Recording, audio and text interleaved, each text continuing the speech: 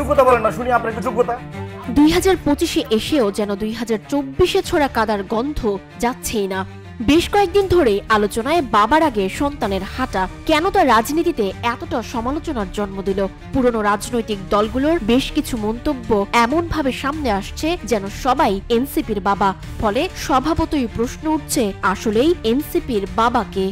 বাবার আগে যদি ছেলে হাঁটে তাহলে কিন্তু ওই দেশ এবং ওই জাতি কিন্তু শেষ। 5 নভেম্বর 2024 বিএনপির স্থায়ী কমিটির সদস্য মির্জা আব্বাসের বক্তব্য এটি। তিনি বলেন, তোমরা যাই করছো একটা কথা মনে রেখো, বাবার আগে যদি ছেলে হাঁটে তাহলে ওই দেশ এবং জাতি কিন্তু শেষ।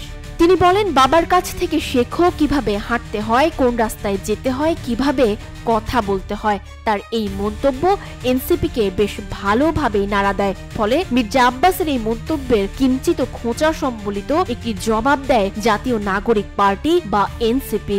পিতাকে যখন রাস্তায় নামতে দেওয়া হচ্ছিল না, তখন এই 5 আগস্টে সন্তানরাই গুলির সামনে বুক পেতে দিয়েছিল। 7 নভেম্বর 2024 হাজী মোহাম্মদ দানেশ বিজ্ঞান ও প্রযুক্তি বিশ্ববিদ্যালয়ে বক্তব্য দেওয়ার সময় এনসিপির দক্ষিণাঞ্চলের মুখ্য সংগঠক হাসনাত আব্দুল্লাহ মির্জা আব্বাসের কথার জবাবে বলেন, আমরা ওনাকে বলতে চাই, পিতা যখন গত 16 বছর তার রাজনৈতিক অধিকার থেকে বঞ্চিত হচ্ছিল, যখন পিতাকে রাস্তায় নামতে দেয়া হচ্ছিল না, তখন এই 5 আগস্টে সন্তানেরা গুলির সামনে বুক পেতে দিয়েছিল। হাসনাতের এই মন্তব্যেও দলগুলো থেমে থাকেনি। ফলে শুরু হয় পাল্টাপাল্টি কাদা ছোড়ার খেলা। 25-এর সেই কাদার গন্ধ এখনো যেন রয়ে গেছে। 19 অক্টোবর জাতীয় নাগরিক পার্টি বা এনসিপির আহ্বায়ক নাহিদ ইসলামের ভেরিফাইড ফেসবুকের এক পোস্টের মন্তব্য যেন জামায়াতের পাখনায় আগুন ধরিয়ে দেয়।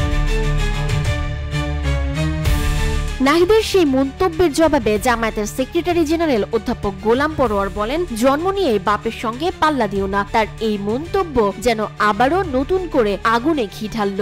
একইভাবেই রাজনীতির মাঠে উত্তেজনা ছড়ান গণ অধিকার পরিষদের সাধারণ সম্পাদক রাশেদ খান। এই রাশেদ খানের জন্ম না হলে আপনার এনসিপির জন্ম হইতো না। আমরা 18 সালে কোটা আন্দোলন সফল করেছি বলে আপনার জন্ম হয়েছে। সম্প্রতি একটি টেলিভিশন টক শোতে বাকবিতণ্ডার সময় এনসিপির যুগ্ম সদস্য সচিব জয়নাল আবেদিন শিশিরকে রাশেদ খান বলেন, এই রাশেদ খানের জন্ম না হলে আপনার এনসিপির জন্মই হতো না। ফলে রাজনৈতিক ব্যক্তিদের এরূপ পিতা বা জন্মদাতা সুলভ মন্তব্যে কেবল সামাজিক মাধ্যম নয়, রাজনৈতিক মহল থেকে সাধারণ জনগণের মনেও প্রশ্ন উঠছে, আসলেই এই এনসিপির বাবাকে? আমরা না হয় এনসিপির সেই মন্তব্যের অপেক্ষায় রইলাম। সাজিদা আফরিন, সোনিয়া, রূপালী বাংলাদেশ।